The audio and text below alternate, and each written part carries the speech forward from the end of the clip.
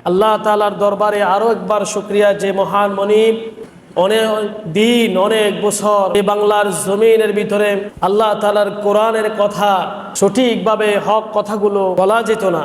এই বাংলার জমিনের মানুষের জান মাল ইজ্জতের নিরাপত্তা ছিল না। এই বাংলার জমিনের মানুষের নিরাপত্তা ছিল না, মা বোনদের ইজ্জতের নিরাপত্তা ছিল না।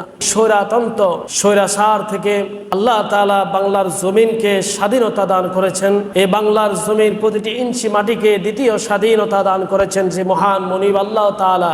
ওই মনিবের দরবারে আমরা আবার শুকরিয়া দান করি আলহামদুলিল্লাহ। স্বাধীনতা দান করেছেন কে?